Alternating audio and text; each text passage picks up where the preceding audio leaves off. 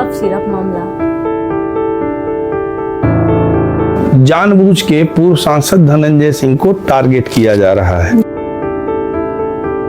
ठीक है, हम मानते हैं कि जैसे उन धनंजय सिंह का साथ तो बता रहे हैं कि जो जो लोग हैं, मैं उनको डिनाई नहीं करता, वो हमारे साथ रहते हैं। देखिए, धनंजय सिंह को मैं बहुत दिन से जानता हूँ। मैं कॉलेज में पढ़ता था तो मुझसे एक क्लास जूनियर थे तिलकधारी महाविद्यालय में। लेकिन मुझे तकलीफ सिर्फ मतलब ये बात से है कि किसी एक आदमी को आप ब्लैकमेलिंग करिए, मानसिक उससे टार्चर करिए।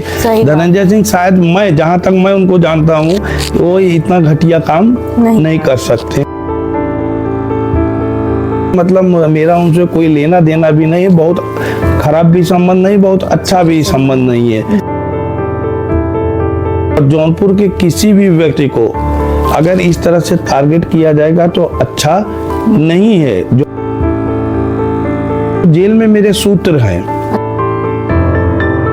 देखिए, जौनपुर का जब नाम आता है तो कोई कांड अपने आप जुड़ जाता है जी। जौनपुर को लोग, मतलब आप देखेंगे बॉलीवुड में, हॉलीवुड में, कहीं भी जाएंगे तो जौनपुर के लोग और जौनपुर से लोगों से जुड़ी बातें प्रसिद्ध हैं जी। तो हमारे उस समय कुछ लोग जो साथी थे, दोस्त थे, वो बहुत आगे गए, तो कुछ लोग पुलिस की गोली का शिकार हो गए। जौनपुर की मिट्टी है, यहाँ हर बच्चा नेता पैदा होता है। तो जब जो आप गोलीकांड की बात कर रहे हैं, उस दिन जब मेरे पिताजी को एक आदमी ने बताया कि आपका बेटा जो है कि वहाँ बम के धुओं के बीच से निकल रहा था, मैं तो घर पे नहीं आ सका था क्योंकि मेरे एक दोस्त को गोली लग गई थी। बोल रहा हूँ, एक समय में मेरे पिताजी बोलते थे, हाँ इनका मर जाना ही ठीक है। पुलिस ने प्रेस कॉन्फ्रेंस बुलाया कि जौनपुर में आतंकवादी पकड़ा गया है, कि पुलिस ने पागल को आतंकवादी करार दिया। तब अतुल सक्सेना एडिशनल एसपी थे जो जौनपुर में बाद में एसपी बने, उन्होंने मुझे पकड़ लिया, इसे गोंद में पकड़ लिया कि देखिए अच्छा नहीं है, आप ये मत करिए प्लीज। नमस्कार, मैं हूं क्षमा सिंह, आप देख रहे हैं जौनपुर लाइव। दोस्तों, आज हमारे साथ पॉडकास्ट में बातचीत करने के लिए हमारे साथ मौजूद है ऐसी शख्सियत जो जौनपुर से लेकर हैदराबाद तक अपनी एक अलग पहचान बनाए हुए हैं और पत्रकारिता के क्षेत्र में इन्होंने बहुत ही मुकाम हासिल किया हुआ है। इनके बारे में हम क्या ही कह सकते हैं, जैसे एक अगर गाना कहना चाहेंगे तो इनके ऊपर सूट करेगा कि ना हम अमिताभ, ना दिलीप कुमार, ना ही किसी हीरो के बच्चे, हम हैं सीधे साधे अजय अजय। जी हाँ, अगर अक्षय की जगह अजय होता तो शायद ये गाना इनके ऊपर ज़रूर सूट करता। तो हम ज़्यादा समय न लेते हुए बात करते हैं, स्वागत करते हैं अपने पॉडकास्ट में जर्नलिस्ट अजय शुक्ला जी का। सर, आपका बहुत बहुत स्वागत है हमारे पॉडकास्ट में। तो आप हमारे दर्शकों को अपना परिचय स्वयं देंगे तो शायद ज़्यादा अच्छा लगेगा। नमस्ते क्षमा जी, बहुत बहुत धन्यवाद, आपने मुझे अवसर दिया। मुझे बहुत खुशी हुई जब आपने जौनपुर का नाम लिया जी। जब जौनपुर का नाम आता है, कभी मैं हताश होता हूँ, निराश होता हूँ, तो मेरे अंदर एक ऊर्जा का संचार होता है। मैं यहीं पढ़ा लिखा, जौनपुर में ही जी। तिलकधारी महाविद्यालय में मैंने शिक्षा प्राप्त की। मेरी पूरी शिक्षा हिंदी मीडियम में हुई है जी। तो मैं फिलहाल दक्षिण भारत में एक समाचार पत्र है स्वतंत्र वार्ता, तेलुगु का भी बड़ा अखबार है, हिंदी का भी। हिंदी के 4 संस्करण हैं, तेलुगु के 25 से 30 संस्करण हैं। तो उसमें मैं समाचार संपादक के रूप में काम कर रहा हूँ। अच्छा। और मेरी पत्रकारिता की जर्नी जौनपुर हिंदुस्तान अखबार से शुरू हुई थी। तो इस बीच बहुत कई जगहों पे काम करने का मुझे मौका मिला। जी बिल्कुल। सर, आपको पत्रकारिता के क्षेत्र में कितने साल हो गए हैं कार्यरत? पत्रकारिता के क्षेत्र में करीब 20 साल से ज़्यादा ही हो गया मुझे इस फील्ड में आके। आप 20 साल से काम कर रहे हैं? जी, मैं 20 वर्षों से काम कर रहा हूँ। लगातार आपने फिर बीच में ऐसा नहीं कि कोई और लाइन आपने चूज कर लिया हो पत्रकारिता के अलावा? नहीं, पत्रकारिता के पहले मैं छात्र राजनीति में था। अच्छा, पढ़ाई के दौरान छात्र राजनीति में था। तो छात्र राजनीति से ही मुझे पत्रकारिता में आने का मौका मिल गया।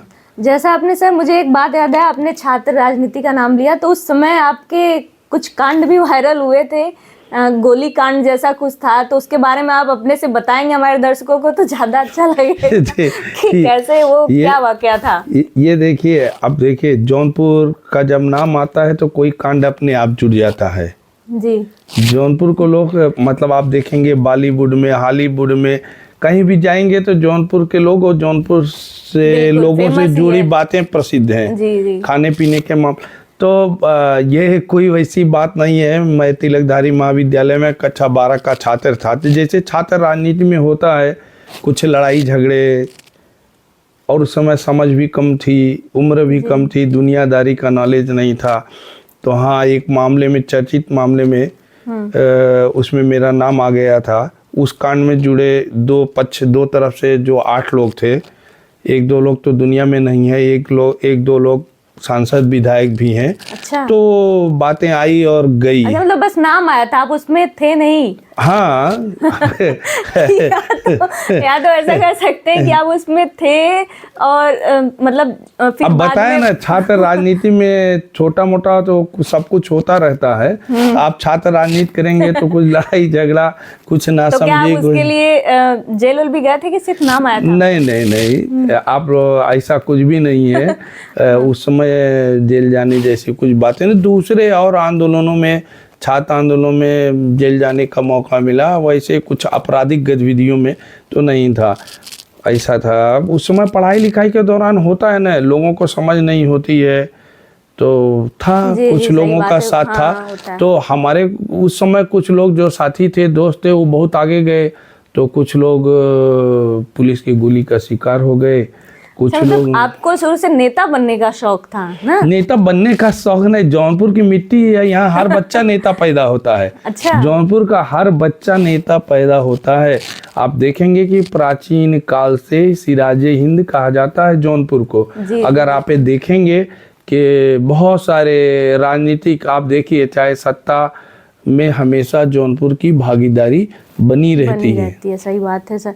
तो आप मतलब एक आध बार छात्र नेता बने थे कि हमेशा आपका रहा, जब तक पढ़ाई की है तब तक आपका उसी में रुचि रहा? मैं जो है पहले राष्ट्रीय छात्र संगठन का, कांग्रेस का मैं सक्रिय कार्यकर्ता था। अच्छा। राष्ट्रीय छात्र संगठन का मैं अध्यक्ष बना, फिर यूथ कांग्रेस सेक्रेटरी बना, फिर प्रदेश में पदाधिकारी बना। उस दौरान मैं कई बार आमरण अनशन, धरना प्रदर्शन, साफ स्वच्छता को, मतलब मेरे साथ हजारों कार्यकर्ता, जिस टाइम 99 में कांग्रेस का नाम लेने वाला कोई नहीं, हजार कार्यकर्ता हमारे साथ रहते थे। तो मैंने 99 की बात है? हाँ, 99, आज से काफी साल पहले की बात है, उससे आगे पीछे हो सकता है 1-2 साल। तो हमने सुनील दत्त जी का भी यहाँ एक कार्यक्रम करवाया था और हिंदी भवन में कार्यक्रम करवाया था। तो हमारे साथ के कांग्रेस के मौजूदा समय में कई नेता राष्ट्रीय सचिव हैं, राष्ट्रीय महासचिव हैं, पार्टी में महासचिव हैं, विधायक, सांसद हैं। तो लेकिन एक ऐसा हमारी ज़िंदगी में मोड़ आया कि मैं छात्र राजनीति को अलविदा करके मुझे पत्रकारिता में आने पड़ा। और जो काम मैं करता हूँ मन से करता हूँ, पूरा परफेक्ट। किस सन में आप आए थे पत्रकारिता में? पत्रकारिता में मुझे लगता है कि 2000 में मैं आ गया था, 2000। 2000 तो आपने जौनपुर से ही पत्रकारिता स्टार्ट? हाँ, मुझे ऐसा था कि उस समय हिंदुस्तान अखबार बहुत अच्छा अखबार था, और आज भी है। तो श्री पारस अमरोही वहाँ ब्यूरो चीफ बन के आए थे जी। तो मैं उनके पास समाचार के सिलसिले में, अखबार अपने न्यूज के सिलसिले में जाता था, बातचीत करता था। तो उन्होंने एक दिन बुलाया, मुझे बोला, यार तुम्हारे पास बहुत एनर्जी है, आपके पास बहुत हाई एनर्जी है, और आपके पास लोग हैं, आपको लिखना पढ़ना भी आता है जी। तो एक काम करिए कि अगर आप पत्रकारिता में आ जाइए। तो मैंने कहा ठीक है, सोचेंगे। फिर मेरी माँ एक दिन बोली, छात्र राजनीति में आए दिन लड़ाई झगड़े, मैं घर होता ही रहता है हमेशा। मैं 2-4 दिन घर नहीं आता था। माँ छत पे रात को वेट करती थी, इंतजार करती थी कि अब कब आएगा। कभी कभी कुछ ऐसी बातें हो जाती थी, लड़ाई झगड़ा हो जाता था, पूरा परिवार तो मतलब टेंशन में रहता। ये कहा जा सकता है क्या कि आप अपने जमाने में बिगड़ैल बच्चे थे? नहीं, मैंने अभी वही कहा ना कि यहाँ का हर बच्चा जौनपुर का बिगड़ैल ही मान के चलिए। तो उस समय ये नहीं था ना कि आपको नौकरी करनी है, आपको करियर बनाना है। तो सच्चाई का, जागरूकता का मतलब वो नहीं था। मम्मी पापा सारे लोग बहुत डांटते थे, बहुत वो सब। यहाँ तक कि एक बार ऐसा मौका आया, राज कॉलेज में चुनाव चल रहा था छात्र संघ का, तो मेरे भाई गए वहाँ वोट देने। अच्छा। तो उन लोगों ने बताया नहीं नहीं ये अजय शुक्ला के भाई हैं, ऐसा है वैसा है। थोड़ा उनको डर आया, उन्होंने मतलब डर के मारे मतदान नहीं किया। मेरे मतलब परिवार के सारे सदस्य लोगों ये सब चीज़ों से कोई उनका लेना देना नहीं रहा। तो माँ हमेशा बोलती थी मैं चाहती हूँ कि आप एक अच्छे जर्नलिस्ट बने जैसे आप। मेरी माँ मेरे छात्र जीवन से बहुत खुश थी। अच्छा। मेरे बहुत सारे साथी हैं, मैंने बहुत सारे यहाँ बड़ा नेटवर्क खड़ा किया था मैंने एनओसाई में।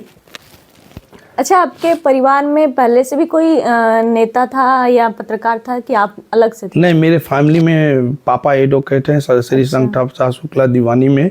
मेरे भाई एडवोकेट है, मेरा एक भाई दिल्ली में एडवोकेट है, एक भाई रिलायंस में एजीएम है।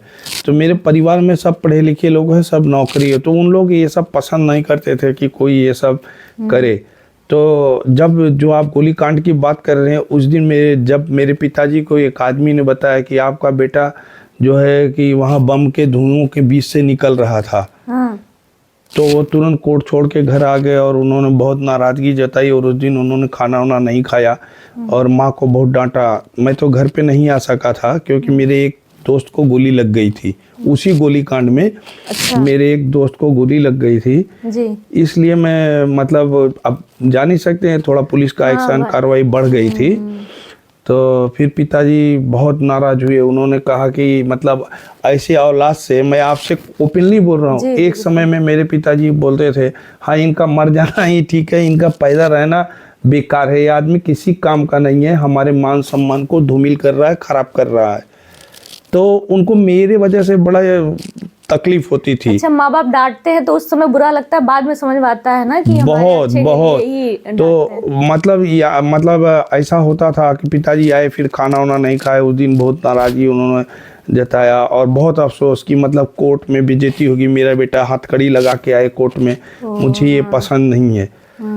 तो फिर माँ बोली कि नहीं आप बेटा ये सब राजनीति ये सब लड़ाई झगड़े से आप दरकिनारा कर लो। तो मैं माँ की बात बहुत मानता था, वो जो मतलब अपनी माँ को बहुत रिस्पेक्ट करता था। तो फिर मैं पत्रकारिता में आ गया। पारस अमरोही जी का ऑफर ही था, अब तो ये दुनिया में नहीं है, मेरे गुरु वही हैं। अच्छा, आपका मैंने एक फ़ोटो देखा था, कांग्रेस का था, कांग्रेस के समय का। तो वो फ़ोटो कब की है आपकी?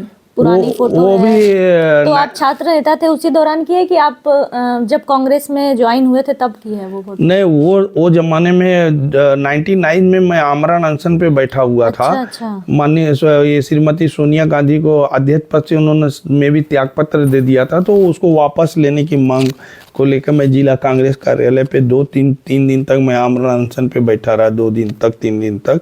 तो पूर्व सांसद, हमेशा मुझे बड़े लोगों का साथ मिला कांग्रेस में। अच्छा। पूर्व सांसद स्वर्गीय कमला प्रसाद सिंह, पूर्व राज्यपाल माता प्रसाद जी। तो अब उस समय कांग्रेस में क्यों ज्वाइन किया आप? आपको भाजपा क्या नहीं वो लगता? नहीं, मुझे कांग्रेस की विचारधारा उस समय पसंद थी, कांग्रेस के लोग पसंद थे।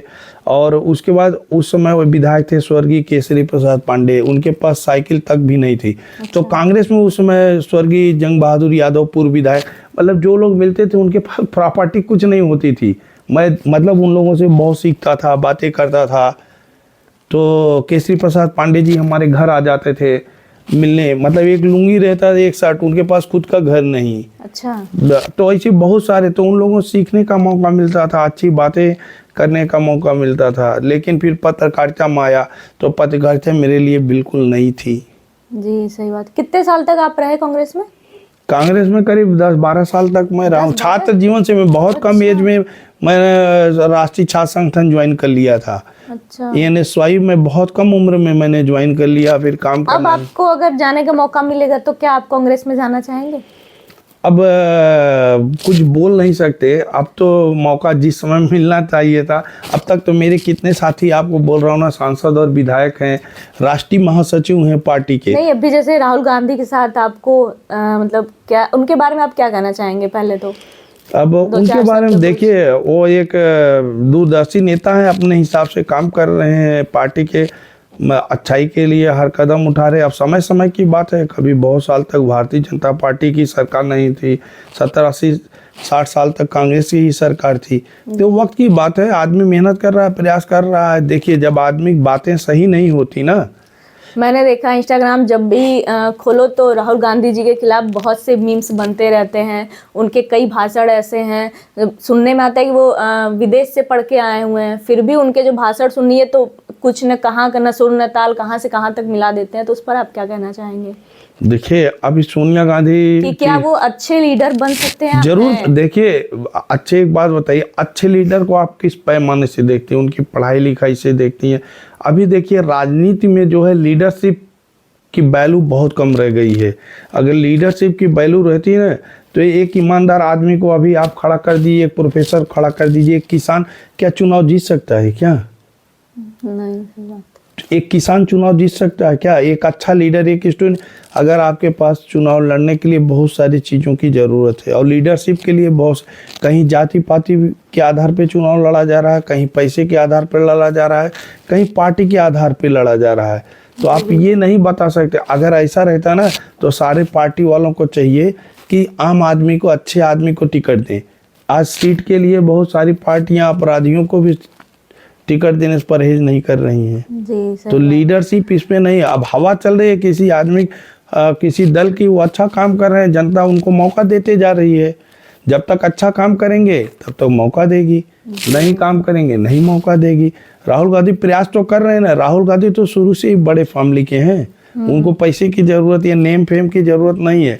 भले लोग वोट ना दें, लेकिन गांधी फैमिली कोई भी आ जाता है तो लाखों लाख लोग खड़े हो जाते हैं ना, उनसे मिलना चाहते हैं, उनसे हाथ मिलाना चाहते हैं। वो तो है ही। वो तो भाई किसी के साथ भी, जैसे अभी माननीय अखिलेश यादव जी हैं, वही आ जाते हैं तो भीड़ उतनी ही लगती है। तो और उनकी फैमिली बलिदानी फैमिली रही है। उन्होंने अपना घर मकान दान दिया, उनके पिताजी। मैं किसी पार्टी पक्ष का आदमी नहीं हूँ, हर एक पार्टी का, अभी देखिए मैं जर्नलिस्ट हूँ, हर पार्टी के अपने काम करने के तरीके हैं, उनके लीडरशिप है। हाँ, जिसके साथ जनता है वही सिकंदर है, वही राजा है। लोकतंत्र में जनता ही मालिक है। सर, अभी एक मैटर चल रहा है बहुत बड़ा, कफ सिरप मामला, तो उसके बारे में आप क्या कहना चाहेंगे? कुछ कहना चाहेंगे? जरूर जरूर। देश में पूरा चर्चा का विषय बना हुआ है। उसमें देखिए, ऐसे बहुत सारे मामले देश में आए हैं। मतलब जैसे कभी जहरीली शराब का मामला आया, कभी कोडीन सिरप का मामला आया, बहुत सारे ऐसे मामले आते हैं। लेकिन इस मामले में मतलब जानबूझ के पूर्व सांसद धनंजय सिंह को टारगेट किया जा रहा है। जी बिल्कुल। जौनपुर की एक ऐसी धरती है कि यहाँ सभी दलों के नेता हैं, और सभी दलों के नेता मजबूती से अपने अपने पार्टी में काम कर रहे हैं। कभी कोई राज्य मंत्री बना, कोई मंत्री बना। जौनपुर हमेशा शैक्षिक रूप से, राजनीतिक रूप से, आर्थिक रूप से धनी रहा है। जी। तो दूसरे कुछ जनपदों के लोग, दूसरे प्रदेशों के लोग चाहते हैं कि हम आपस में लड़ते भिड़ते रहें। कुछ लोग एक दूसरे मतलब ब्लैकमेल करने की कोशिश करते हैं आपस। ठीक है, हम मानते हैं कि जैसे उन धनंजय सिंह का साथ तो बता रहे हैं कि जो जो लोग हैं, मैं उनको डिनाई नहीं करता, वो हमारे साथ रहते हैं। तो ऐसे तो एज ए पत्रकार मैं बता सकता हूँ कि प्रधानमंत्री से लेके कांस्टेबल तक के साथ बहुत सारे लोग फोटो खिंचाते हैं, बहुत सारे मिलते हैं, बहुत सारे पारिवारिक सदस्य आते जाते रहते हैं। तो ये हमारा काम नहीं है पता करना कि कौन सिगरेट बेच रहा है, कौन गांजा बेच रहा है, कौन। वो काम पुलिस का है, सीआईडी का है, सीबीसीआईडी का है। उसके लिए बहुत सारे तंत्र काम कर रहे हैं। तो उसमें आप धनंजय सिंह को छोड़ दीजिए, जो जिसकी जिम्मेदारी थी प्रशासनिक अधिकारियों की उन सब चीजों पर रोक लगाने की, पुलिस की प्रशासन। तो इतने दिन बाद वो डायरेक्ट नहीं कहा जा सकता कि उन्होंने किया नहीं या उनका कोई हाथ है, किया या नहीं किया। अब जैसे देखिए, जिस तरह से मतलब एक माहौल, देखिए धनंजय सिंह को मैं बहुत दिन से जानता हूँ। मैं कॉलेज में पढ़ता था तो मुझसे एक क्लास जूनियर थे तिलकधारी महाविद्यालय में। और उसके बाद उनकी कार्यशैली को, मैं ये नहीं बोलता कि वो क्या करते हैं निजी जिंदगी से मुझे मतलब नहीं, लेकिन इतना तो मैं बोल सकता हूँ कि वो है नहीं है वो अलग बात है। लेकिन इतना तो एज ए पत्रकार बोल सकते, जिस तरह से उनका नाम जिस तरह से उनकी गाड़ियों को दिखाया जाना, जिस तरह से, अरे वो तो मामला पुलिस प्रशासन में आ गया, पुलिस कार्रवाई कर रही है, ईडी कार्रवाई कर रही है, अगर उन भी गलत होंगे तो उनके खिलाफ भी एक्शन होगा। और ऐसा नहीं कि धनंजय सिंह के खिलाफ आज तक किसी मामले मुकदमा नहीं दर्ज हुआ है या कार्रवाई, जब जब जरूरत हुई कार्रवाई हुई है। और वो भी योगी सरकार में, माननीय मुख्यमंत्री जी की सरकार में, मुख्यमंत्री योगी जी तो हर किसी के खिलाफ एक्शन ले रहे हैं, तो किसी के चिल्लाने, हाँ इतना एक, अभी मैंने इंटरव्यू देखा, एक थे यूट्यूबर, वो उनका ले रहे थे, डायरेक्ट उन्होंने उनके ऊपर दोषारोपण किया धनंजय सिंह के ऊपर कि आप उसमें वो भी अखिलेश यादव जी का नाम लेके कि उन्होंने कहा। नहीं, अखिलेश यादव जी ने तो उनका नाम नहीं लिया व्यक्तिगत रूप से, ये इनडायरेक्ट में उन्होंने बोला।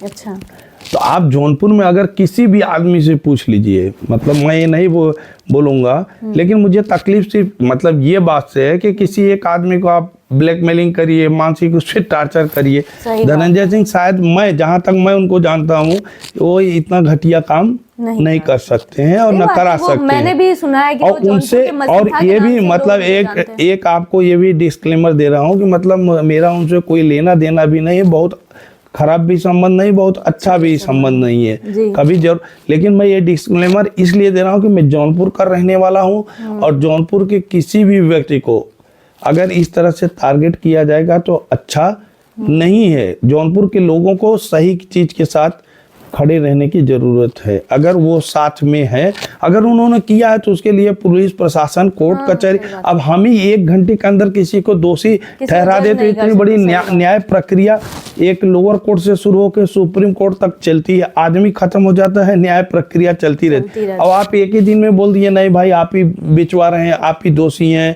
आप ये हैं, आप, अरे ऐसा आप किसी के बारे में भी नहीं। वो पहले दिन से मैं जब वो सब पढ़ रहा था अखबारों में फोटो दिखाए जाना है, अरे ठीक है, अभी तो मैं बहुत सारे लोगों के बारे में बोल सकता हूँ कि भाई उनकी गृह मंत्री के साथ, प्रधानमंत्री के साथ, मुख्यमंत्री के साथ, मेरे साथ, आपके साथ, वो काम मेरा नहीं है। फोटो अब हम लोग ये थोड़ी समझेंगे कि ये सामने वाला क्या, वो देखिए एक सार्वजनिक जीवन में रहते हैं। जी बिल्कुल, धनंजय से सार्वजनिक जीवन में, राजनीति में 100 लोग रोज मिलने आ रहे हैं, 1000 लोग, कितने लोगों का आदमी लगा, और खुलेआम हूँ तो बोल रहे हैं हाँ भाई आलोक सिंह से हमारे संबंध हैं, उनके बड़े भाई, तो उसमें जो है जिसको जांच करना हो तो जांच कर ही रहा है ना। जी सही बात। और जिनको तकलीफ है उनकी सरकार आएगी, वो भी जांच करा लेंगे।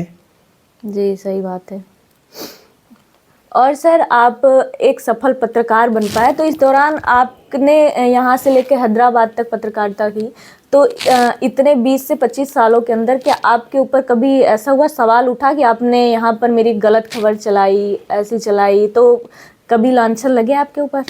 लांछन नहीं लगा, धमकी मिली। लांछन अच्छा? कभी नहीं लगा। अच्छा? मैं धमकियों के दौर से बहुत गुजरा। मैं यहाँ हिंदुस्तान अखबार में था तो मैं क्राइम रिपोर्टर था, सिलसिलेवार आपको 4-5 घटनाएं बताता हूँ। देखिए, मुझे जनून, जब मैं राजनीति से पत्रकारिता में आया तो मैं दिन रात काम करता था। पारस अमरोह जी बहुत अच्छे थे, आप किसी से भी पूछेंगे तो उनकी राइटिंग आज भी मैं रखा हूँ। वो राइटिंग हाथ से लिखते थे तो जैसे लिखते थे कंप्यूटर टाइपिंग कर रहा है, तो उनकी बड़ी इज्जत करते थे। उन्होंने मुझे बहुत सिखाया, पढ़ाया। तो कभी तो मेरे ऊपर सामने से आज तक एक भी आरोप नहीं है 25 साल में कि मैंने किसी से पैसा लिया हो, किसी से काम, इस तरह के कोई आरोप व्यक्तिगत नहीं है। अब शायद देखिए, ऐसा भी नहीं है कि कोई पीछे कहता हो, सामने तो कोई नहीं कहा आज तक, और न लोग भगवान को भी गाली दे देते हैं। और राइटिंग में भी मेरे खिलाफ कोई कंप्लेन नहीं है न मेरे। अब तक मैं 4-5 पेपर में काम कर चुका हूँ। अभी तो मान लिया हैदराबाद 12 साल से एक ही पेपर में रेगुलर हूँ, तो मेरे ऊपर तो कोई आरोप। जब यहाँ जौनपुर में था जी, तो मैंने 4-5 घटनाएं आपको बताता हूँ। वो पत्रकारिता के लिए इतिहास है। अभी हमारे यहाँ साथी हैं पत्रकारिता में, मेरे छोटे भाई, बड़े भाई, श्री राजकुमार सिंह है आज तक में, श्री राम जी जायसवाल हैं, संपादक थे जस्ट टुडे के, श्री हिम्मत बहादुर सिंह मेरे एकदम क्लोज फ्रेंड हैं, फिर आदरणीय राजेंद्र सिंह है, ब्यूरो चीफ हिंदुस्तान। तो जो लोग उस जमाने में रहे हैं, कुमार सौबीर सर के साथ मैं काम करता था, बाद में आ गए, तो कुमार सौबीर सर से भी आप पूछ सकते हैं। और उस जमाने के पुलिस अधिकारी भी कई हैं, उनसे भी मेरे आप कामकाज के बारे में पूछ सकते हैं। मैंने कभी समझौता किया ही नहीं, और उस समय उतनी फ्रीडम भी थी। आज थोड़ा पत्रकारिता बदल गई है। तो पहली घटना कैसी हुई कि जेल में एक लड़का मर गया, बहुत कम उम्र का बच्चा था, जिला कारागार जौनपुर में मर गया। तो शाम को खबर आई कि एक बंदी जेल की दीवार कूद रहा था, मर गया। तो मैं सोचा ये 20-22 साल का बच्चा क्यों मर जाएगा। तो जेल में मेरे सूत्र हैं, अच्छा, वो जमाने में रहते थे। हाँ। तो मैं पहले भी बहुत जगह अपने सूत्र बना के रखे थे, जैसे जेल में साफ सफाई करने वाले, फार्मासिस्ट, अस्पताल का स्टाफ। तो उन्होंने मुझे बताया कि नहीं, इसको बंदी रक्षकों ने पीट दिया है, ये मर गया है। अच्छा। और जेल सुपरिंटेंडेंट है नहीं जेल में, वो बाहर गए हैं, ये मामला खतरनाक है। तो मैंने उस पर काम करना चालू किया जी। उस समय जेल अधीक्षक थे दधीराम मौर्य, आज भी उनका नाम मुझे याद है जी। वो आदमी बहुत अच्छा आदमी था, सच्चा आदमी था जी। तो मैं स्टोरी सब अखबारों में छुपा, ऐसे की दीवार फांदते हुए मर गया। हमने लिखा कि बंदी की संदिग्ध परिस्थितियों में मौत और इसको बंदी रक्षकों ने पीटा, उनकी पिटाई से ये मर गया। तो उसके बाद दधीराम मौर्य ने मुझे बुलाया, जेल अधीक्षक थे, बताया कि नहीं ये सही बात है, उस दिन ऐसी घटना हुई और इस घटना का मैं खुद जांच कराऊंगा। और फिर उस पर मैंने काम किया तो पता चला वो लड़का एक भैंस खरीद के ला रहा था। तो साथ में पास में कुछ लोग और थे, विवाद हुआ, विवाद में लड़ाई झगड़ा हुआ तो उसका चोरी में चालान करा दिए, जिससे वो जेल आ गया था। अच्छा। तो जेल आ गया था, यहाँ जेल में कुछ बातचीत हुई, उसके पास पैसा नहीं था, कुछ नहीं था, इस पिटाई की वजह से मौत हो गई। तो उस मामले को मैंने काफी काम किया। मेरे काम करने के बाद उसमें 4 बंदी रक्षक सस्पेंड हुए, उनके खिलाफ कार्रवाई हुई, उनको जेल भेजा गया। अच्छा, मतलब आपका काम असर किया। फिर इसके बाद 14 अगस्त था सन, तो मुझे याद नहीं है, पुलिस ने प्रेस कॉन्फ्रेंस बुलाया कि जौनपुर में आतंकवादी पकड़ा गया है। तो मुझे बहुत हैरानी हुई कि आतंकवादी जौनपुर में कैसे आ जाएगा। जौनपुर में आतंकवादी की खबर, जौनपुर में आतंकवादी। तो प्रेस कॉन्फ्रेंस में गए तो आज भी हैं आशीष श्रीवास्तव, हिंदुस्तान में फोटोग्राफर हैं, हमारे साथ ही थे। अच्छा। तो हमने कहा यार ये 18-20 साल का लड़का लग रहा है, देखने में ही तो पगला लग रहा है, ये आतंकवादी कैसे हो सकता है। पुलिस वाले 2-3 उसके हाथ में रिंच विंच देके प्रेस कॉन्फ्रेंस हुआ। तो मैंने कहा यार इसका पोलू, आशीष श्रीवास्तव घर का नाम पोलू है। अच्छा। तो मैंने कहा कि पोलू एक काम करो यार, इसके घर हम लोग जाएंगे। तो उसके पास वो आशीष श्रीवास्तव बहुत ऊर्जा एनर्जेटिक आदमी है, पत्रकारिता को उनको भी बहुत जुनून था। मतलब ये जितने मैं काम करता था उसमें वो साथ रहते थे। मतलब अगर मैं बोलता था 12 बजे रात को हम दोनों चले जाएंगे, बहुत सारे मतलब काम को हम लोगों ने साथ किया है। तो हम दोनों जब चौकियाँ पहुँचे तो उस जमाने में मेल वेल नहीं था, सिर्फ आपको ये था फैक्स। अच्छा। तो पता चला कि वो एक हरिजन फैमिली थी, वो लड़का दिमागी रूप से उसका मानसिक संतुलन ठीक नहीं था। उसका बम्बई में उपचार चल रहा है। अच्छा, उसको इन लोगों ने आतंकवादी घोषित तो उसके पिताजी वहाँ टेलीफोन विभाग में इंजीनियर थे। तो मैंने क्या किया कि वहाँ फिर ग्राम प्रधान से मैंने लिखवाया, उन्होंने बताया भाई वो बच्चा गायब हो गया, हमने पुलिस में गुमशुदगी की सूचना भी दी है। तो मैंने मेरे ऑफिस में हिंदुस्तान में फैक्स था उस समय, लोग बाहर से करते थे फैक्स, लेकिन मेरे पास ऑफिस में था। मैंने उसके पिताजी फोन पे बात की, फिर मेडिकल रिपोर्ट मंगाई। मेडिकल रिपोर्ट मंगाने के बाद मैंने खबर छापा कि पुलिस ने पागल को आतंकवादी करार दिया, फर्स्ट पेज पे खबर छपी। तो उसमें भी बहुत एक्शन हुआ। तो ऐसे बहुत सारे मतलब पुलिस कर्मियों को भी आपने सस्पेंड करवाया था। हाँ, सुनने में आया था। उसमें भी फिर ऐसे ही किराकत में लाइव मुठभेड़ हो रही थी। अच्छा। पुलिस बदमाशों का पीछा कर रही थी। हाँ। पीछे हम लोग भी थे। हाँ। तो उसमें 2 बदमाश को पुलिस ने मतलब मुठभेड़ में मार गिराया था, 3 बदमाश को। वो डर नहीं लगता था उस टाइम? कभी नहीं डर। अभी डर वाली आपको एक बात बताता हूँ फिर। हाँ। तो उसके बाद जो है जब हम पहुंचे किराकत में तो वहाँ 2 बदमाश मारे जा चुके थे और थोड़ी दूर पे बम ग्रेनेड गिरा था। तो आपके एक मारुति वैन अब तो कम दिखाई देती, उसमें मारुति वैन बहुत थी। तो एक मारुति वैन माचिस की तीली की तरह उल्टा पलटी हुई थी, उसके चारों पहिए ऊपर थे। तो उसमें अंदर एक आदमी था, मतलब वो जब पूरी भीड़ हजारों की आ गई किराकत में तो गाड़ी हिलने लगी। जब गाड़ी हिलने लगी तो उसमें एक बदमाश जिंदा था, वो बाहर आ गया हिल डुल के, मतलब उसको गोली बराबर नहीं लगी थी। तो फिर एक किराकत सर्किल के एक इंस्पेक्टर थे, उन्होंने उसको गोली मारने की कोशिश की, 2 बार गोली चलाए, वो पिस्तौल चले ना उनसे पिस्टल, बड़े मुश्किल से गोली चली। तो मैंने तुरंत वहीं फ़ोन मिलाया और अपने डायरेक्ट संपादक को बात किया, सर हमारे सामने बदमाश को जिंदा गोली मार दी गई। तो बोले, तब अतुल सक्सेना एडिशनल एसपी थे जो जौनपुर में बाद में एसपी बने, उन्होंने मुझे पकड़ लिया, इसे गोंद में पकड़ लिया कि देखिए अच्छा नहीं है, आप ये मत करिए, प्लीज प्लीज ऐसा मत करिए। तो मैंने कहा देखिए आप अपने धर्म का पालन कर रहे हैं, मैं अपने धर्म का, मैं एक काम करूंगा। तो मैं सुबह सब अखबारों में नॉर्मल मुठभेड़ की खबर छपी, मैंने जो सही था मैंने ये लिखा, और सवेरे हिंदुस्तान अखबार पहले पन्ने छपी कि जब संवाददाता घटनास्थल पर पहुंचा तो उसके सामने किराकत सर्किल के एक इंस्पेक्टर ने बदमाश को जिंदा गोली मार दी। सुबह अखबार बहुत बिका, इतना अखबार बिका, बाद में उनके खिलाफ सस्पेंशन हुआ, सब हुआ, वर्दी तक उतर गई। तो आपको डर नहीं लगता था कि मेरे ऊपर क्या कार्रवाई होगी या धमकी मिलेगी? क्या डरना क्या? तो सर उस समय की पत्रकारिता को और इस समय की पत्रकारिता को आप किस नजर से देखते हैं? अब कितना देखिए बदलाव आया है? अभी उस समय क्या था कि थोड़ा पत्रकारिता में इस समय व्यावसायिकता हावी हो गई है, उस समय व्यावसायिकता हावी नहीं थी और हर तरफ से छूट था। अभी क्या है कि उस समय अभी क्या है कि पत्रकारिता धीरे धीरे इंडस्ट्रीज का रूप लेने रहा है, उद्योग का रूप ले रहा है। तो जो पहले टोटल हमेशा समाज सेवा पे चलता था, आजकल सबकी ज़रूरत बढ़ गई है, पत्रकारों की भी ज़रूरत बढ़ गई, सबकी पहली सैलरी कम में काम होता था, सब कुछ चलता था। अब तो धीरे धीरे छोटे मंझोले अखबार भी बंद हो गए हैं।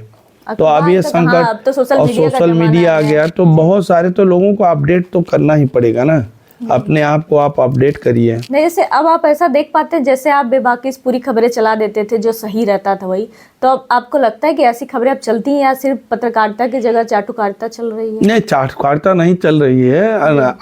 वो 80% लोग तो अच्छा काम करने की कोशिश कर रहे हैं, समाज को बढ़िया दे रहे हैं। आप देखिए पत्रकारों को आप एक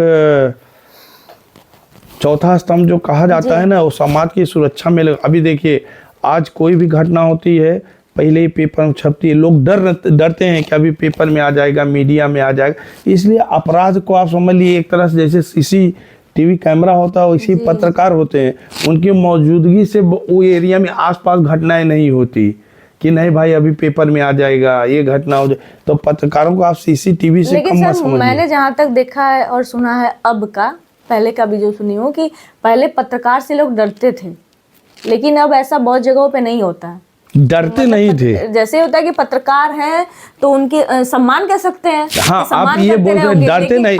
देखिए वो जमाने में डरते नहीं थे, रिस्पेक्ट करते थे। वो जमाने में मैं आपको बोलता हूँ कि मैं इसे रोड पे जाता था तो अजय आनंद SP थे, वो रास्ते में गाड़ी रोक लेते थे, आओ अजय बैठो जी, बातें करते थे। मैं मुशहरों के खिलाफ बहुत यहाँ मतलब मुशहरों का इनकाउंटर हुआ तो उसमें भी मैं बहुत खबर छापा पुलिस के खिलाफ, मैं लगातार मतलब वो काम करता था। अगर उन लोग गुड वर्क करते थे तो बहुत सारे पुलिस ने गुड वर्क भी किए हैं, मतलब मैंने अपने आंखों से देखा है कि मतलब कई बार कप्तान तक पिस्टल लेके फील्ड में निकल, उन लोग भी अपनी जान की बाजी लगाते हैं, बहुत काम, मतलब किसी भी चीज़ का एक तरफा आप मतलब अंदाज़ा नहीं लगा सकते, हमेशा किसी को विलेन नहीं बना सकते।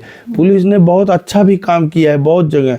एक अभय कुमार प्रसाद सर यहाँ SP थे, अभी ADG हैं, तो बहुत अच्छे इंसान थे, उन किसी का दुख उनसे बर्दाश्त नहीं होता था। अच्छा। वो मुझे मेरी जानकारी जहाँ तक वो आदमी कभी किसी से 1 रुपया भी नहीं लिया होगा, इतना मतलब हॉनेस्ट आदमी था वो आदमी, और सबकी रिस्पेक्ट करना, अच्छे से बातचीत करना। तो आप किसी भी फील्ड में रहेंगे पहले हमको अपने आप को मेंटेन करना है, सही तरीके से काम करना है। आपको क्या लगता है सर, एक सफल पत्रकार करने के लिए क्या क्या योग्यताएं होनी चाहिए? देखिए हमारे गुरुजी ने जो सिखाया जी, वही मैं अपने छोटे भाइयों को, अपने दोस्तों को सिखाता हूँ।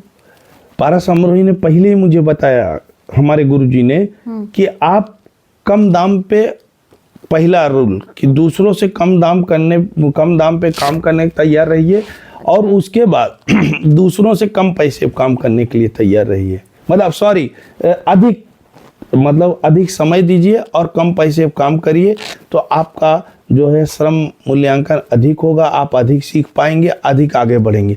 और उसी चीज़ को मैंने फॉलो किया। यहाँ हिंदुस्तान में था 5-7 साल, बहुत दिन रात मेहनत किया।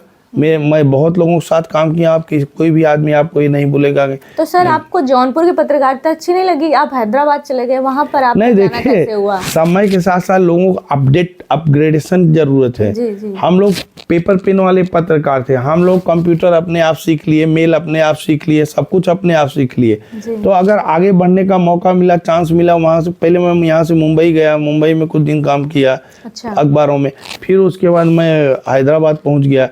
तो हैदराबाद पहुंच गया तो मैं वहाँ अच्छे से काम कर रहा हूँ, तो वहीं अभी तक बना हूँ। मुझे नहीं दिक्कत है, ना मेरी कंपनी को मुझसे दिक्कत है।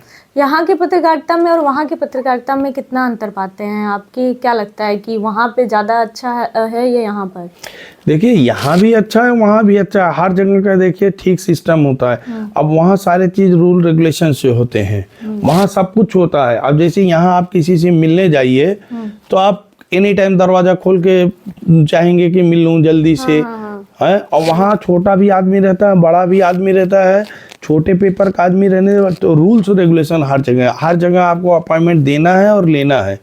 मतलब अपॉइंटमेंट से ही काम होता है, क्योंकि हर एक आदमी व्यस्त है। शेड्यूल, हर चीज़ का काम शेड्यूल से होता है, बिना शेड्यूल का कोई काम नहीं होता, और सब कुछ डिसिप्लिन में चलता है। जी सर, मैंने देखा है कि आप बहुत बड़े बड़े मुख्यमंत्री और बड़े बड़े नेताओं से सबसे मिलते रहते हैं। तो आप जब शुरू में गए होंगे तो वहाँ के से और आज तक कितनी चुनौतियों का आपको सामना करना पड़ा कि आप इतनी पहचान बना लिए अपनी कि आज आपको मिलने के लिए किसी का वेट नहीं करना पड़ता? अरे पूछिए मत, मुझे हंसी आती है। जब मैं यहाँ से नया गया तो मुझे इंग्लिश ही एक वर्ड नहीं आती थी। मतलब थोड़ा बहुत, अब हिंदी मीडियम पूरी पढ़े जौनपुर, और जौनपुर समझ लीजिए अगर कुआं है तो हैदराबाद समुंदर है, हाईटेक सिटी है, दुनिया के एडवांस शहर है ना जी। फिर उसके बाद मुझे तेलुगु नहीं आती थी, वहाँ का स्थानीय लैंग्वेज भाषा जी। तो मैं पहुँचा, फिर काम करे तो बहुत 6 महीने बहुत तकलीफ आई। तो मेरे जो संपादक हैं श्री धीरेन्द्र प्रताप सिंह, वो बहुत अच्छे आदमी हैं। तो उन्होंने एक दिन मुझे बुलाया। बाकी काम तो उन्होंने कहा कि यार जितने केंद्र सरकार की बीट उठ है वो मैनेज कर लो, बाद में देखते हैं। तो बाद में उन्होंने मुझे बताया कि आप थोड़ा थोड़ा इंग्लिश में काम करना शुरू कर दीजिए। अच्छा। और बाद में आपकी आदत पड़ जाएगी, आप खुद मेहनत करेंगे। तो उनकी प्रेरणा से मैंने काम करना शुरू कर दिया। मतलब अच्छे लोग का साथ रहा, जी फिर आगे बढ़ते गए। हाँ, उसके बाद लगातार फिर मेरा प्रमोशन होता गया, काम करते गया। आज मैं 4 एडिशन में कामकाज संभाल लेता हूँ बखूबी, कोई दिक्कत नहीं है। जी बिल्कुल। अभी हम देख रहे हैं कि आप पत्रकारिता के साथ साथ समाज सेवा भी करते हैं वहाँ पर। जी, जब मैं वहाँ पहुँचा जी तो मैंने देखा कि मतलब बहुत सारे लोग हैं जो अच्छा काम करते हैं। आप तेलंगाना या हैदराबाद में जाएंगी तो आप देखेंगे सुबह तो आपको जितने हॉस्पिटल्स मिलेंगे, सड़क के किनारे लोग वहाँ बहुत दयालु हैं। लोगों को खाना खिलाते हैं, नाश्ता कराते हैं, चाय पिलाते हैं। मतलब इतनी भीड़ रहती है कि आप, और वहाँ कोई बोर्ड नहीं लगाते, कुछ नहीं लगाते। अच्छा। मतलब अगर आप पूछना भी चाहेंगी कि ये कौन कर रहा है, कौन खिला पिला रहा है, तो लोग वो भी नहीं बताते हैं। हाँ। मतलब इतना सेवा भाव। और उसके बाद तब मैं वहाँ गया तो लोगों से बातचीत किया, तो मिलके, तो मेरी एक टीम है, हम किसी से चंदा नहीं लेते हैं। एक टीम है, वो टीम में का भी मैं नाम आपको मेंबर्स का बताऊंगा। तो वो टीम काम करती है, जैसे उसमें बड़े लोग हैं तो हम लोग ज़्यादा नहीं, 10 से 15 लोग हैं। तो हम लोग क्या करते हैं, वहाँ छठ पूजा का आयोजन बड़े पैमाने पे होता है, दुर्गा पूजा का, अष्टयाम यज्ञ और बहुत सारे कार्यक्रम ऐसे भी करते हैं। और उत्तर प्रदेश के, बिहार के नॉर्थ इंडियंस कहीं फंस जाते हैं, परेशान हो जाते हैं, या वैसा भी कोई तेलुगु पीपुल है, कोई भी है इंसान अगर हॉस्पिटल में है, कुछ है, तो जो हमसे मदद होती है। अच्छा, हर तरह की हेल्प करते हैं? हेल्प करते हैं। और उसके लिए हमारे पास पूरा मतलब अलग अलग क्षेत्र में लोग हैं। अच्छा, मतलब अलग अलग लोग अलग अलग ड्यूटी निभाते हैं। अच्छा। मतलब उसमें अभी हम 15 लोग हैं, समझिए। अगर किसी अभी एक बार एक वाकया आ गया, तेलंगाना से हैदराबाद से एक ही ट्रेन आती है बनारस के लिए। अच्छा। तो सीजन में बहुत समस्या होती है, उसके लिए भी मैं व्यक्तिगत तौर से और मेरे टीम के सारे जो मेरे टीम क्या परिवार आप कह सकते हैं, हम लोग व्यक्तिगत प्रधानमंत्री कार्यालय में, वहाँ रेल मंत्री को, जीएम को, सबको लेटर दे रहे हैं, मतलब उसके लिए जो भी एक्शन हो रहा है, मिल रहे हैं, जुल रहे हैं सांसद कि 1 से 2 ट्रेन हो जाए। तो ट्रेन की बड़ी समस्या रहती है, तो वहाँ के लोग बस से आते हैं। अच्छा। और बस में बहुत किराया रहता है, कई बार तो दुर्घटना हो गई है, 2-4 लोग मर भी गए हैं। तो मैं रात को ऑफिस से 12-1 बजे आया, सोया था। सुबह 5 बजे मेरा फ़ोन बजने लगा, मैं उठाया फ़ोन, तो वहाँ एक आसिफाबाद डिस्ट्रिक्ट है, कोमरम भीम आसिफाबाद डिस्ट्रिक्ट। अच्छा। तो वो जो है महाराष्ट्र के बॉर्डर पे है जी। तो बस में काफ़ी लोगों को, जैसे बस में सीट है 30-40, तो उन लोग 40-50 लोगों को बैठा लिए थे, ट्रेवल एजेंसी वाले, और एक लोग से 4-4 हज़ार रुपये लिए थे। 4 से 5 हज़ार चार्ज किए थे हैदराबाद से बनारस और इलाहाबाद आने के लिए। जी। तो बस महाराष्ट्र के बॉर्डर पे जब पहुंची तो वहाँ नक्सली एक्टिविटीज बहुत थी उस टाइम। तो पुलिस ने क्या किया, जब बस ड्राइवर ने क्या किया, बॉर्डर चेक पोस्ट क्रॉस कराने के लिए जो एक्स्ट्रा सवारी 10-12 थी, उन लोगों को बोला आप पैदल आइए। अच्छा। अब वो सब सारे ज्यादा नौजवान थे, लेबर थे, बैग रख के जब पैदल बढ़ने लगे तो पुलिस सोची क्या है, अरे नक्सलाइट आज चल रहे हैं क्या। फटाफट पुलिस आई, घेर ली, बंद कर ली, बस पकड़ा गया, सब कुछ हुआ, थाने आ गई बस। तो रिपोर्टर हमारा आया, तो मारवाड़ी है और राजस्थानी है, रमेश सोलंकी साहब। तो उन्होंने फोन किया, सर कुछ लोग आए हैं, वो भोजपुरी में बात कर रहे हैं, आपके एरिया के लग रहे हैं। हाँ। और बड़ी परेशान है, उसमें कुछ महिलाएं भी हैं, इन लोगों के पास पैसे वैसे नहीं हैं। तो हमारे एक भैया हैं वहाँ, हम लोगों के साथ रहते हैं, बिहार सहयोग समिति के प्रेसिडेंट हैं विनय यादव। अच्छा। और मैंने अपने टीम को अलर्ट मोड में किया। अब देखिए हमारे टीम में कौन कौन है। हमारे, आप कह सकते हैं कि प्रेरणा स्रोत एक वर्ड है। जी जी। जौनपुर के एक रहने वाले हैं, वहाँ सीनियर आईएएस हैं जी। आईएएस अधिकारी श्री राजेश्वर तिवारी, बरसठी के रहने वाले हैं। अच्छा। तो उनका हमको हमेशा आशीर्वाद प्राप्त रहता है। जी। वो चीफ सेक्रेटरी हेल्थ थे, चीफ सेक्रेटरी फॉरेस्ट थे। तो उन्होंने मुझे कह रखा है कि अगर वहाँ कोई हॉस्पिटल में कोई बीमार है, कुछ है, तो अगर समझिए कोई आदमी है, ऑपरेशन है, सरकारी हॉस्पिटल में कुछ है, तो हम उनकी मदद लेते हैं। रेलवे में हैं श्री शकील अहमद जी हैं, उन एजीएम है। श्री राजेश कल्याणा है, और भी रेलवे के बहुत सारे अधिकारी हैं, साउथ सेंट्रल रेलवे के। अब जैसे मान लीजिए कोई बीमार है, अचानक घर आना चाहता है, कोई गर्भवती महिला है, कोई बूढ़ा आदमी है, तो हम लोग उनसे रिक्वेस्ट करते हैं कि भाई इनको 1 टिकट अवेलेबल कराइए, 2 टिकट अवेलेबल कराइए। अच्छा, हर फील्ड में अलग अलग हाँ, हमारे लोग हैं, तो वो लोग हमारी मदद करते हैं, प्यार से मदद करते हैं, उसमें कोई जोर जबरदस्ती नहीं है। अब रहा सवाल, जो मेरी 12-15 लोगों की टीम है, उसमें मैं हूँ, फिर है श्री विनय यादव जी, बिहार सहयोग समिति के प्रेसिडेंट, फिर राज नारायण सिंह संतोष हैं, नॉर्थ पीपुल एसोसिएशन तेलंगाना के प्रेसिडेंट, फिर एक धनंजय सिंह है, पूर्व सैनिक हैं। अच्छा। फिर अजय कुमार सिंह हैं, वीरेंद्र सिंह पप्पू हैं, वीरेंद्र सिंह हरिश्चंद्र सिंह पप्पू हैं, एक युवा उद्यमी है सचिन सिंह है। तो ऐसे हमारे टीम में जो है 10-15 लोग हैं, शायद 1-2 नाम में याद अभी नहीं आ रहा है। तो ये हमारी टीम क्या करती है, एक व्हाट्सएप ग्रुप है। अच्छा। जिनविन, अब देखिए मैटर तो बहुत है, हम ये बहुत बड़ा काम नहीं कर सकते, नहीं। आपसे झूठ नहीं बोलेंगे, इसमें कोई, हम बहुत बड़ा काम नहीं कर सकते। जैसे काम तो वहाँ करने के लिए बहुत है, जैसे कोई हमारे यहाँ का मजदूर अगर मर जाता है, उसकी डेड बॉडी घर पहुंचवाना बड़ी मुश्किल हो जाती है। हम चाहते हैं कि वहाँ तेलंगाना सरकार मदद करे कि एम्बुलेंस रहे पहुंचाए। अब डेड बॉडी वहाँ से यहाँ लाने में 70 से 80 हज़ार खर्च हो जाता है। बहुत ऐसी घटनाएं हुई हैं जहाँ हम लोग थोड़ा बहुत चंदा जुटा के, किसी के रिक्वेस्ट करके ये सब करते हैं।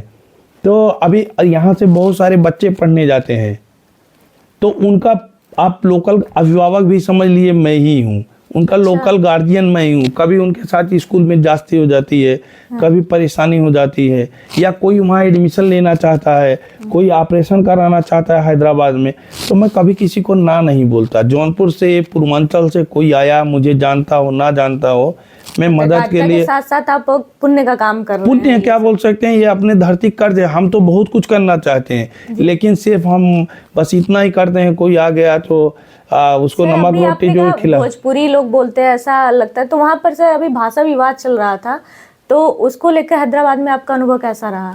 देखिए, हैदराबाद सच्ची ईमानदारी से बताऊं, बिना किसी लाग लपेट के, हैदराबाद और तेलंगाना हिंदी फ्रेंडली प्रदेश है।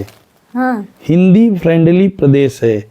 वहाँ देखिए, वहाँ के मुख्यमंत्री अभी जो हैं रेवंत रेड्डी जी, वो वही बोलते हैं, भाई आप जबरदस्ती हम पे हिंदी ना थोपिए, आप हिंदी में काम करिए। वहाँ जितने मंदिर हैं आप मानेंगी, भद्राचलम श्री राम मंदिर, बेमुलवाड़ा भगवान शंकर का मंदिर है, जितने भी मंदिर हैं, जितने भी अधिकांश जगह आपको हिंदी में नेम प्लेट लिखे हुए मिलेंगे।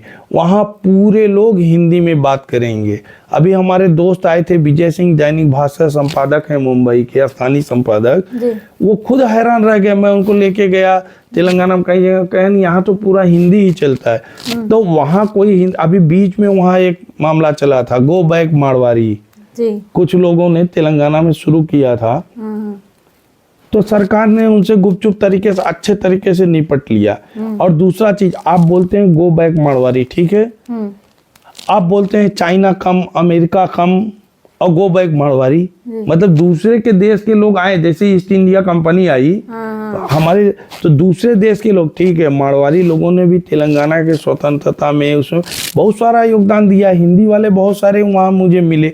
तो ये हम लोग तो एक देश के रहने वाले हैं, एक परिवार के रहने वाले हैं ना। तो वो तेलंगाना में ऐसे, इसके पहले जो सीएम थे केसीआर, कोविड के टाइम उन्होंने कहा था कि जैसे माँ पेट में बच्चे को रखती है, वैसे मैं पूरे उत्तर प्रदेश के, बिहार के लोगों को अपने पेट में रखूंगा, और एक रोटी रहेगी तो आधा खाऊंगा और खिलाऊंगा, और उनको सम्मान से भेजूंगा। वो हमारे परिवार के हिस्सा है। तो हम पूरे भारतवासी एक है ना। ये सब छोटी मानसिक, हाँ, अगर हमसे कुछ गलती हो रही है, मान ली बहुत सारे तेलंगाना के लोग, आंध्रा के लोग बनारस में हैं, अहमदाबाद में है, गुजरात में है, एक दूसरे, तो अगर हमसे मान लीजिए कुछ गलती होती है, कुछ धीरे धीरे उसका समाधान हो, आपस में लड़ के नहीं। हाँ, कि वही इस समय से ये चल मामला रहा है, पूरे यूपी, बिहार, राजस्थान, हर जगह मारपीट का मामला चल रहा है। हाँ, तो अभी कुछ ये फैशन जैसा हो गया। अभी आप देखेंगे अरुणाचल प्रदेश में सेवन सिस्टर साहब जिसको बोलते हैं, मैं गया था मिजोरम, मेघालय, अपने कवरेज चक्कर में, तो मैं वहाँ गया था, तो देखे अभी वहाँ क्या है, 2 बिहार के लोगों को पकड़ लेंगे, 2 फोटो बनाएंगे, वीडियो बनाएंगे। कुछ लड़कियां भी आ गई हैं कि आप मेरे ये आदिवासी परंपरा है, ट्राइबल परंपरा है। तो मैं उनसे एक ही बात पूछना चाहता हूँ, जिसे हमारे देश का अभिन्न अंग 7 सिस्टर्स कहा जाता है, अरुणाचल प्रदेश, मेघालय, मिजोरम, नागालैंड, तो वहाँ के लोग जो है बताते हैं कि मेरी सभ्यता संस्कृति भारत के जो दूसरे हिस्से से लोग आएंगे वो खराब करेंगे। तो मैं उनसे एक ही बात पूछना चाहता हूँ कि आज से 200 साल पहले वो किसकी पूजा करते थे? अभी तो मतलब चर्च में पूजा करते हैं, क्रिश्चियन बन गए हैं। पहले तो उनके पूर्वज, हमको लगता है कि पहाड़, मिट्टी, प्रकृति की पूजा करते रहे। तो पहले तो वो अपने संस्कृति पे हमला करवा चुके हैं। तो वो सब चीजें आप नहीं, आपका मन आप कैसे भी जीजिए किसी हिसाब से, लेकिन भारत देश के आप एक अभिन्न हिस्सा है, हम लोग एक हैं। कोई आए ना कोई जाए ना, तो इस पे केंद्र सरकार को जी, जो पूरे देश में इस तरह का माहौल खराब करने की कोशिश की जा रही है। महाराष्ट्र में कभी खबरें सुनने को मिलती हैं, कभी वहाँ की महाराष्ट्र, और देखिए महाराष्ट्र में कितनी दुखद बात है कि 60-60, 70 साल लोगों को, उम्र के लोगों को थप्पड़ से मारा जा रहा है। बहुत ही दुखद उधर चल रहा था। कितना तो भाषा ये भाषा, तो ठीक है, आप किसी को मारते हैं तो समझ लिए उम्र में एक बार अगर आप किसी को मारते हैं ना, तो समझ लिए जब जब वो आईना देखेगा तब तब मरेगा, तब तक उसकी हत्या होगी। तो मैं पूरे देश के लोगों से यही कहना चाहूँ, केंद्र सरकार को एक कड़ा सर्कुलर या एक्शन लेना चाहिए, सर्कुलर पास कर एक्शन लेना चाहिए। इस तरह की गतिविधियों को पूरे देश में रोकना बहुत जरूरी है। चाहे सिर्फ उत्तर प्रदेश बिहार के नहीं, महाराष्ट्र के आदमी के साथ अन्याय हो, नागालैंड के आदमी के साथ, भारत देश में किसी के साथ इस तरीके का भाषा के नाम पे, जाति के नाम पे भेदभाव नहीं होना चाहिए। उनको मतलब इस पीड़ा से केंद्र सरकार को मुक्ति दिलाने में जल्दी से जल्दी आगे आना चाहिए। जी बिल्कुल सर। सर आपसे बातचीत करके बहुत अच्छा लगा हमको, और आपने बहुत ही अच्छी अच्छी जानकारी दी, आपने अपना अनुभव शेयर किया, हमें बहुत अच्छा लगा। उम्मीद है कि हमारे दर्शकों को भी बहुत अच्छा लगा होगा। तो सर आज के लिए बस इतना ही, और आपका बहुत बहुत धन्यवाद। आगे फिर मिलेंगे नेक्स्ट एपिसोड में नए टॉपिक के साथ। बहुत बहुत धन्यवाद। आपको भी हमारा पॉडकास्ट आज का कैसा लगा जरूर बताइएगा, कोई कमी होगी तो वो भी बताइएगा, और क्या अच्छा लगा, क्या आपको गलत लगा, क्या सही लगा, वो जरूर बताइएगा। फिर मिलते हैं नए पॉडकास्ट में फिर से नए टॉपिक के साथ। धन्यवाद।